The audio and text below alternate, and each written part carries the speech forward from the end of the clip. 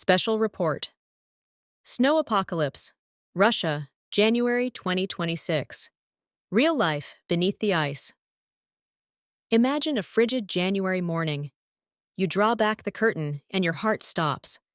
Before you is no street, no sky, only a towering wall of snow pressed against the glass, as if trying to swallow the entire house. The wind outside is no longer just wind. It is the roar of an ice monster awakening.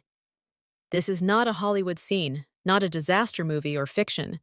This is reality happening right now in Russia, January 2026. Historic snowstorms have struck with terrifying force, burying the remote Kamchatka Peninsula under meters of snow and turning the capital Moscow and central regions into a frozen world of chaos. Millions of ordinary people are fighting to survive, digging through snow with bare hands to escape their own homes, sharing every dry crumb of bread with their children, and facing cold that can claim a life in mere hours. Today, January 28th, 2026, we take you deep into the heart of the storm, so you can feel the bone-piercing cold, the despair, and the unbreakable human spirit rising amid the ice. We begin our journey in Petropavlovsk-Kamchatsky, the capital of the Kamchatka Peninsula, and the epicenter of what locals now call the snow apocalypse, the heaviest blizzard in nearly 60 years, and in some areas the worst in over a century. From late December 2025 through mid-January 2026, relentless cyclones from the Sea of Okhotsk dumped unimaginable volumes of snow. Official measurements show over 2 meters on flat ground, but wind-driven drifts towered 5, 6, even 12 meters high. Entire neighborhoods vanished beneath white dunes that resembled mountain ridges more than city streets. Picture this. You wake in your fifth-floor apartment to a howling wind that rattles the windows like an angry beast.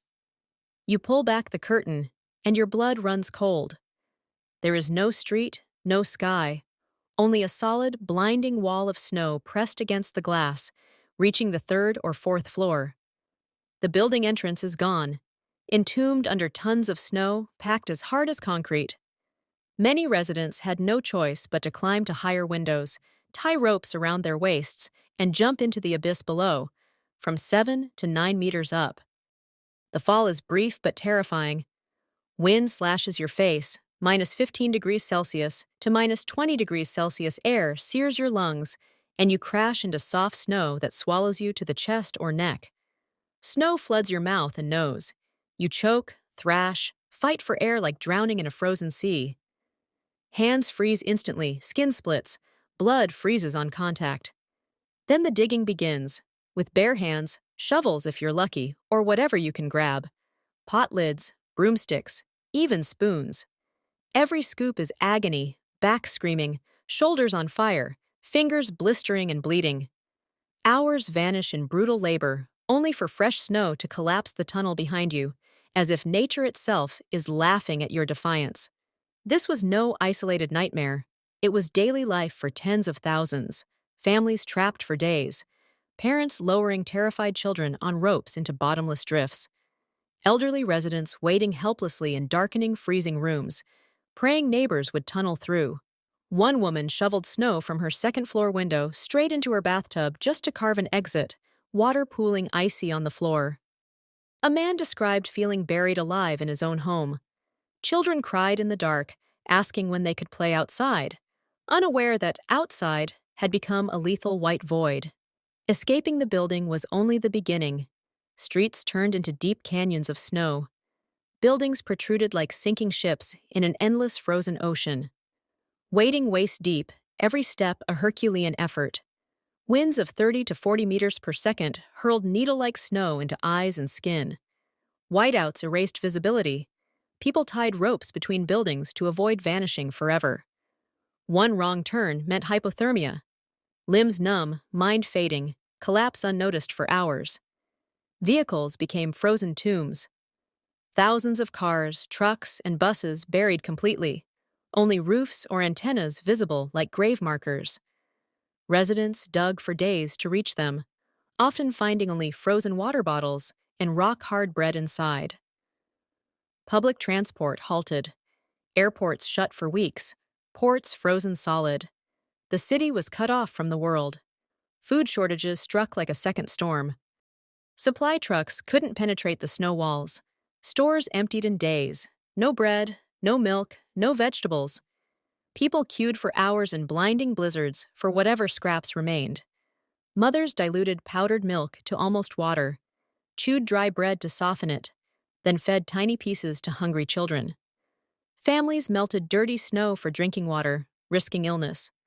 Garbage piled high, stench trapped in the frozen air.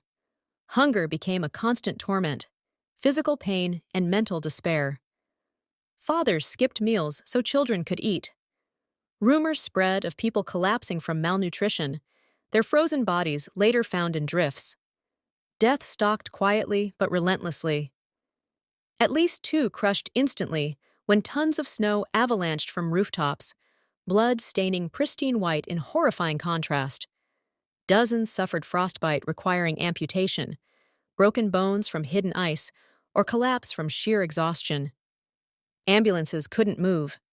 Rescuers skied or walked through hand-dug tunnels. Hospitals overflowed, medicines dwindled. Yet in the darkest hours, humanity shone brightest. Neighbors passed food through windows, shared the last shovels, dug communal paths. Young volunteers formed rescue teams, snowmobiling medicine to the isolated. Even in despair, dark Russian humor endured. Jokes about free rooftop ski slopes, videos of children turning monster drifts into playgrounds. As of today, January 28, 2026, Kamchatka is breathing again. Military heavy equipment has cleared main roads. Planes dropped over 50 tons of aid. Snowfall has eased, temperatures stabilized at -10 to -15 degrees Celsius. Schools prepare to reopen, shops restock, weary smiles return. But the memory of being buried alive will never fade. 6,000 kilometers west, Moscow faced its own historic assault from January 8th to 10th.